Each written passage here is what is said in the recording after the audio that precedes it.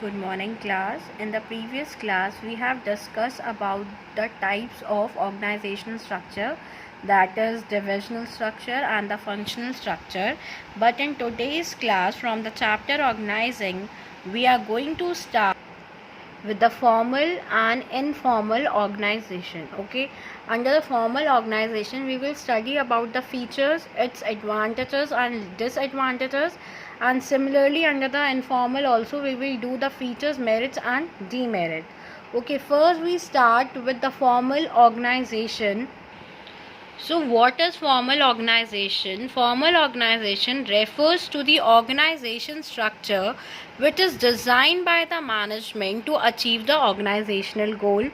So formal organization क्या होता है? ऐसा organizational structure जो कि मैनेजमेंट ने डिज़ाइन किया है, जो भी वो एक्टिविटीज़ परफॉर्म करे उससे हम क्या करें, अपना ऑर्गेनाइजेशन गोल जो है हमारा वो अचीव हो जाए. Okay, under the formal organization the structure can be either the functional structure or the divisional structure. Next, the formal organization is a system of well-defined job, each bearing a definite measure of authority, responsibility and accountability. So under formal organisation जो jobs है वो हमारी well define है, जो हर एक major को यानी कि अथॉरिटी, रिस्पॉन्सिबिलिटी एंड अकाउंटेबिलिटी को बहुत क्लियरली डिफाइन करती है. इसके अंदर हमें पता है कि कौन किसको अथॉरिटी देगा, किसके पास किस टाइप की responsibility and who is to be answerable. Okay, according to the Lewis Allen, the formal organization is a system of well-defined jobs, each bearing a definite measure of authority, responsibility and accountability. So, Lewin also has given the formal organization definition that formal organization क्या है, एक ऐसा system है जिसके अंदर हम jobs को well define करते हैं.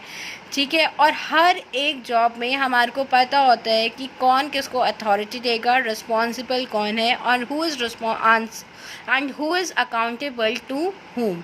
For example, a company is a manufacturing TV. There is a well-defined system of jobs with a clear and definite authority, responsibility and accountability in the company.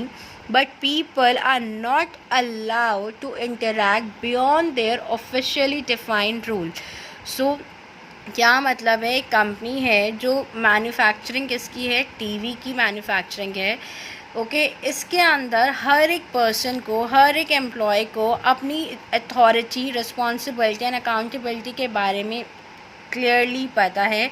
Y? Because हमारी जो jobs है well define है and these peoples are not allowed to interact beyond their officially role. Means they are not allowed to interact beyond the unclarified part. Okay, यानी कि job जो हमने clarify करी है वो उसके अंदर ही ऑपरेट करेगा, उसके बियॉन्ड वो ऑपरेट नहीं कर सकता. That is why this system is called the organisational or formal organisational system. In short, formal organization is deliberately designed by the top management to attain the organizational objective and under which the authority and responsibilities are well defined. As you see in the figure also, on the topmost, the top level manager is standing and he is giving authority to the middle, and middle is given authority or responsibility to distribute the task to the lower level.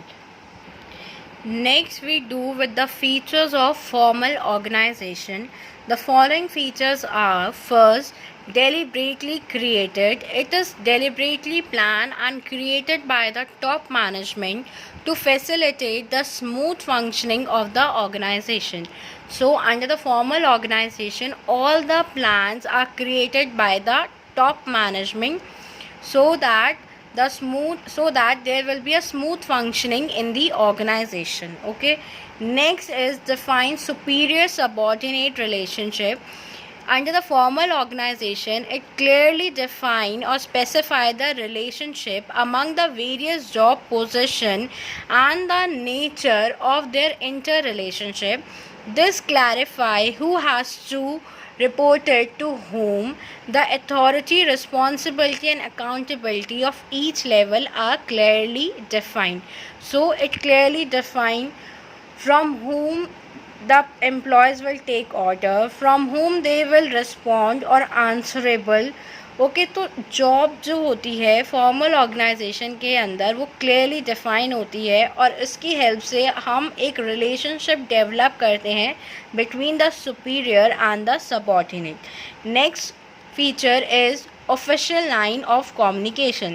Under the formal organization structure, it creates a scalar chain of communication in the organization.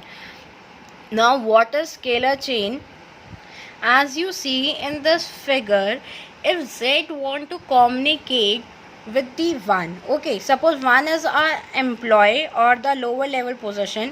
If you want to communicate with the 1, then he has to follow a definite path, that is Z first communicate to 5, then 5 to 4, 4 to 3, 3 to 2 and then finally 2 to 1.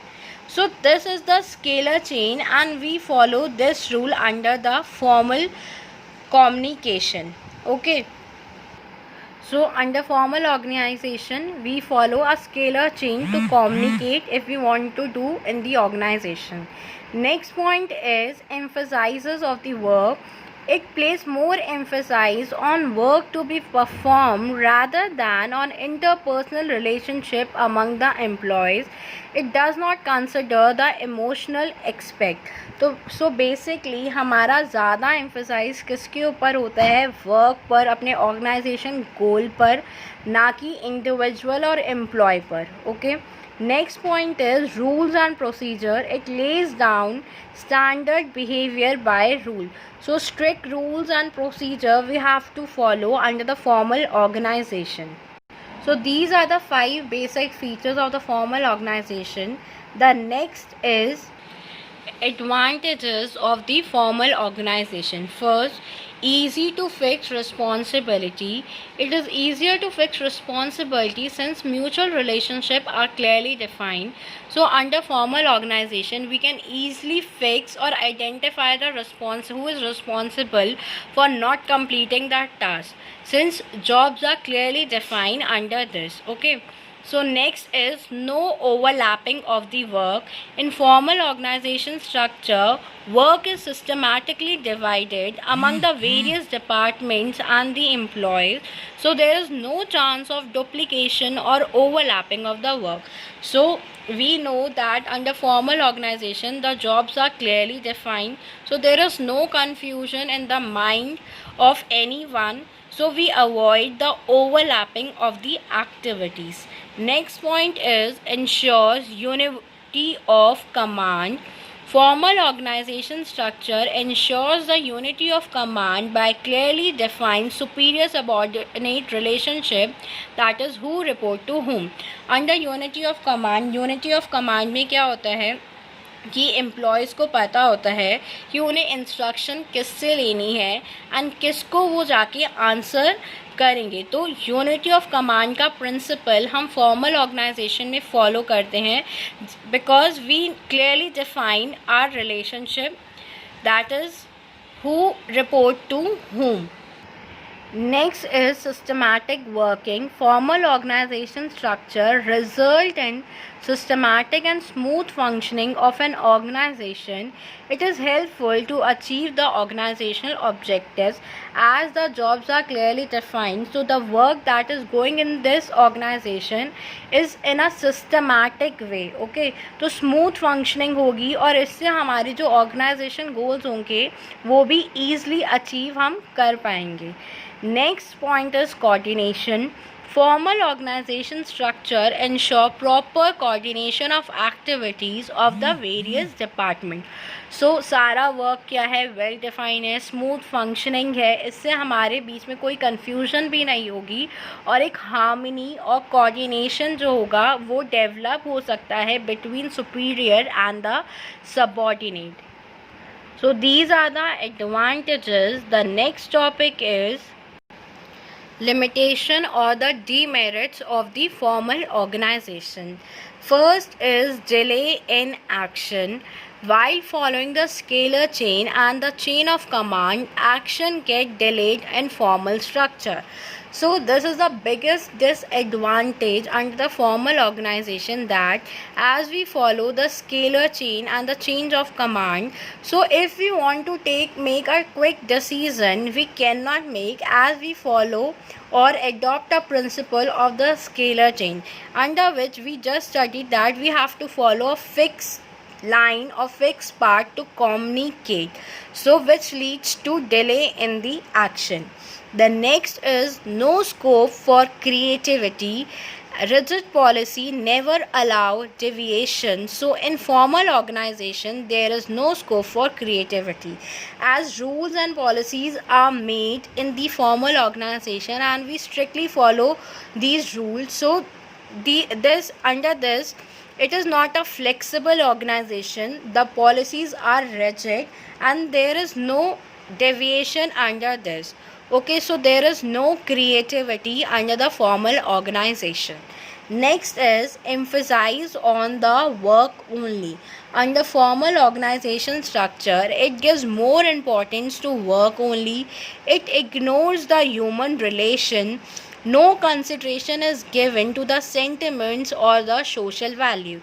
So under the formal organization, what the main emphasis is on the work or the goal that we want to achieve. So employee or the individual interests are ignored under this. So we does not consider the sentiment or the social values of our employee. So these are the basic 3 limitations of the formal organization. So in the next class we will do about the informal organization. Okay class, thank you.